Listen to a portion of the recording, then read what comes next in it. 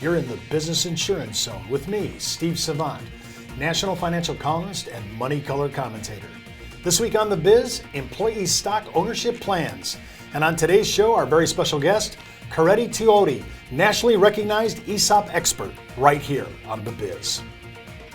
When it comes to life insurance, annuities, long-term care, disability, or group pension plans, we're the news you can use. Well, welcome everyone to the Business Insurance Zone. I'm your host, Steve Savant, and we're broadcasting live to a nationwide audience of financial advisors right here in Fountain Hills, Arizona, home of America's largest fountain.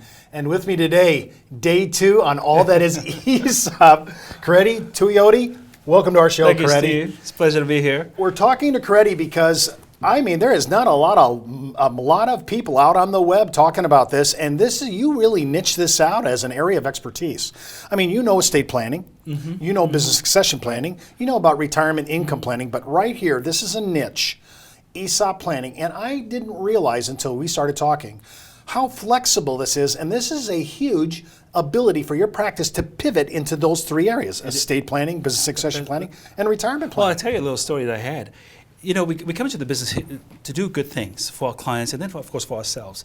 And this is the only time when I set up an ESOP where when we did the rollout for this small company, the employees gave us a standing ovation. And I thought, I called my wife up afterwards and said, hey, you know what? I need to do more of these. Because this is this is why I came into the business. So to do good things where it benefits the employer, the owner, as well as the employees. And that's what the ESOP opportunity provides for all of it. How does the employee win? I can see how the employer wins. I get that. How does the employee win? Very, very good question. See, once the employee understands that he or she can be an owner, then the opportunity to do well in his or her job becomes better, because now, no one washes a rental, right? A rental car. So if I know I own it, then I am going to be more efficient with what I do at work. I'm going to be better as an employee. And as a result, the value of the ESOP or value of my company will go up, because as the value of my company increases, so will my benefit when I retire. That's how the employee benefits. And then with all the other benefits that will be provided for by an employee-owned entity. And that's significant for the employee today. So you have good management in place. You should. It's really huge for employees. This can be this is the game. They've always they've been on the clock. They're hourly employee. Now they have skin in the game. That's exactly. See, you and I are used to, we come in, we work, we get a salary, right? And we never participate in the growth of the company. Yes, the company may provide other benefits like a 401k, maybe a defined benefit, maybe some executive benefit planning along the way if I'm a key executive. But I don't participate in the growth of the company. And ESOP allows for me as an employee to participate in that growth as a result of my contributions, my positive contributions going forward. And also it allows for me and for the company to gain the benefit of having me stay long term. Now, when we were talking earlier yesterday, let's just go down this because I want to make sure we get this. Let's talk about the advantages of doing it as a C Corp, and the advantages of an S Corp, and then let's just try to see if we can go, why would I want to go from C to S? Good question. Yeah. Well, the significant advantage really for the C Corp, they all benefit everybody, right? The owner's benefits, the employee benefits, but let's talk about the owner first of all with a C Corp. The C Corp, the owner gets the tax-free benefit we talked about earlier. The rollout, right, pays no capital gain on the rollout of the cash as a result of the purchase by the ESOP trust. So that's the benefit there. The benefit to the company is that this is the only type of qualified plan where the company can borrow money to buy out the selling shareholder. So that's a significant gift. It's the only qualified plan under our law that the company can go out to a third party and borrow money to purchase the stock. So that's a benefit. The other benefit is that under the law, the company can repay back that debt via pre-tax dollars. And it's under the law, the principal and interest are all deductible because of the contributions from the company to the ESOP, which are tax deductible, allows for the ESOP to pay off the debt. So you're looking at an opportunity for the owner to retire his or her stock with pre-tax dollars. So this is huge It's tax huge. advantages. It's huge tax advantage Across the board. across the board What for the about, owner. now, what about, now, do we lose a little bit of that glamour here when we go to S? Yes, we do. We don't have the advantage, Steve. That's a very, very good point, a very, very good question. We lose the advantage of a rollout. We don't get the benefit of a rollout with an S corporation. What we get is a company, is an entity, if it's 100% owned by the ESOP, to be really a tax-exempt trust or a tax-exempt entity going forward. So now the owner is going to receive his or her cash over time, right? Typically, we set up a trust. The owner is going to be, instead of borrowing money, the owner is going to be the lender.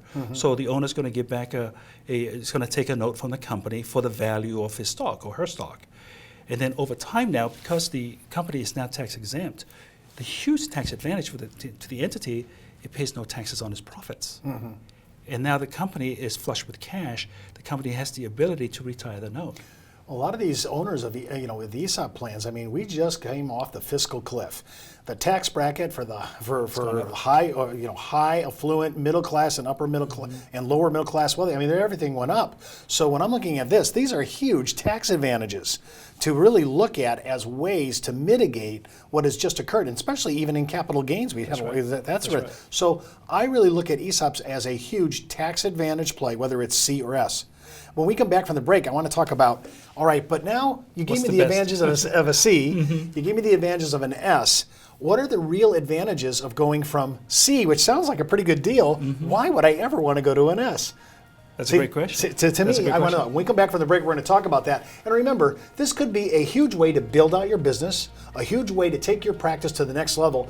And everybody's always telling me, Steve, I need to find some niche where I can live. And remember, while you're on the learning curve, Coretti will help you on that. When we come back from the break, we're going to continue to address ESOP planning and how it integrates into your practice. Hey, and don't forget to enroll in our IULUniversity.com for the best training, education, and sales support when it comes to life insurance for retirement income. You're listening to the insurance industry's #1 resource for products, planning ideas, carrier information, and interviews you can use. When it comes to life insurance, annuities, long-term care, disability, or group pension plans, we're the news you can use. Did you know the average 401k runs out of money just 7 to 8 years into retirement? Time Magazine, the Wall Street Journal, and many other publications have warned of the difficulty of saving with a 401k. But what if there was a way to create tax-free lifetime retirement income with no stock market risk? Good news, there is. Living in fear of the next market dive is not the way I want to live my life. Why would I go out there and take on risk when I don't need to? I have a lot less stress knowing I can't lose any more of my retirement savings in the stock market. Call now to receive your free, no-obligation analysis of what this retirement vehicle could do for you, a comparison to your current retirement plan, and a free video that explains this exciting opportunity. Start planning a retirement you can enjoy instead of worrying about future tax increases and stock market losses. Creating income that will last your entire life is the most important thing you'll ever do. Take control of your future. Call now for your free analysis, comparison, and video. Well, welcome back to the Business Insurance Zone. I'm your host, Steve Savant.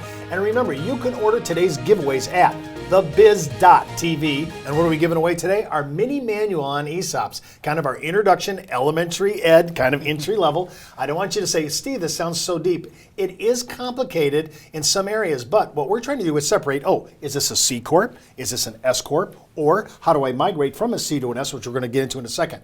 But remember, before you move forward with anything you hear on our show today and all this week, especially since we're talking about ESOPs, a lot of tax advantages, always consult your tax advisor. And of course, if you're FINRA licensed, always check in with your broker-dealer compliance officer before moving forward.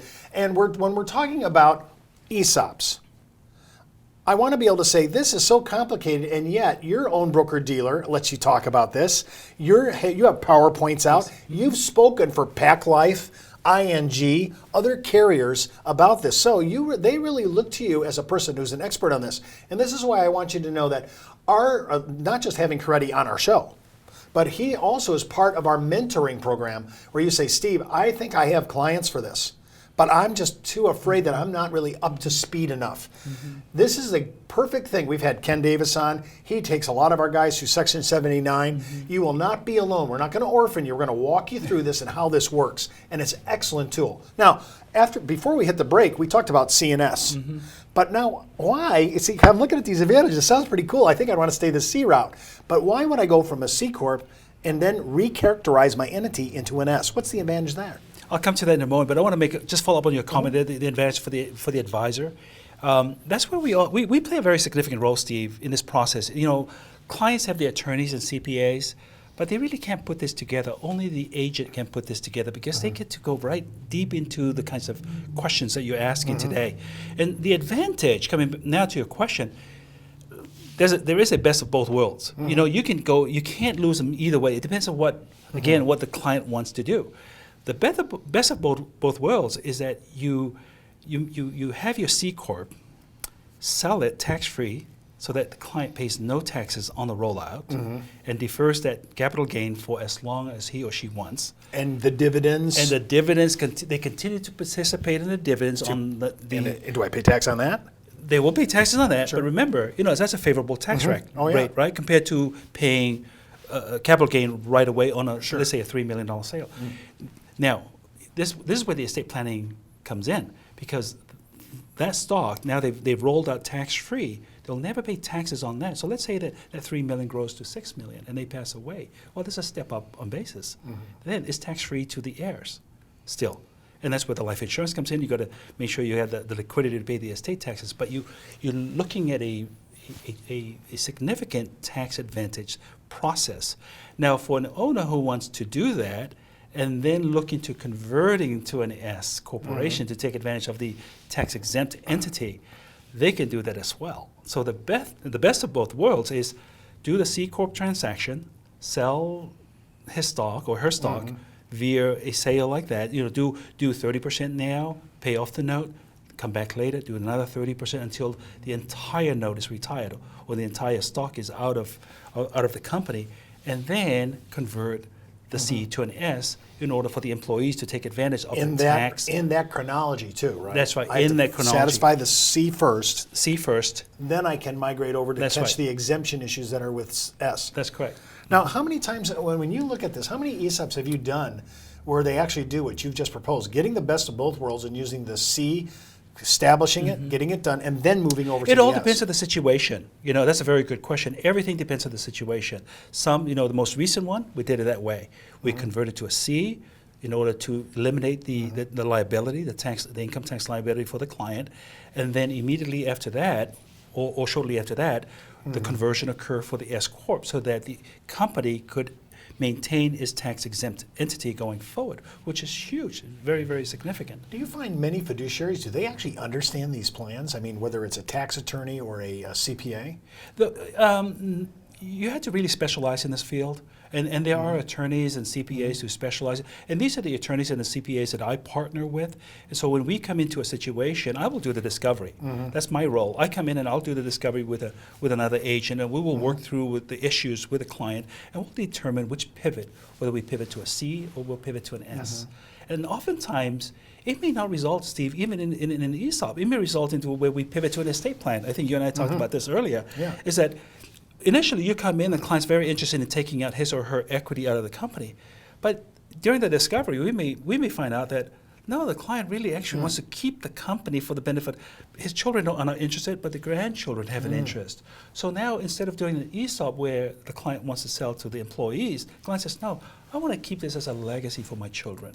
Now, instead of an ESOP, we pivot to estate planning. What kind of data collection do I need to collect from our viewers right now so that you can look at this and see how to move forward in a Very good first question. contact Very good employee question. scenario? The same process that anybody would go through in determining whether a company would qualify for a 401k plan. You know, census, financials of the company, financials of the owners, just a very basic data. Well, how much of business evaluation do I need to do on this as well? None whatsoever. That comes later. That comes later. What we want to do is we want to determine, we'll do a suitability analysis first. We'll go through there's a process that we take a client through, suitability and then later on feasibility, and that's where the evaluation comes in. So we can use traditional data collections that we have now and then plug those in. And then they need, and I always recommend if you're going to use people like Ken Davis, like Coretti, always give them a little pastoral letter to kind of give us what's going on, because raw data is just not enough. That's right. Remember, you can watch this show and all our shows this week by clicking the red on-demand video button right on our homepage at brokersalliance.com. Well, that's the Buzz on the Biz for today. Get in the zone, the business insurance zone. You're listening to the insurance industry's #1 resource for products, planning ideas, carrier information, and interviews you can use. When it comes to life insurance, annuities, long-term care, disability, or group pension plans, we're the news you can use.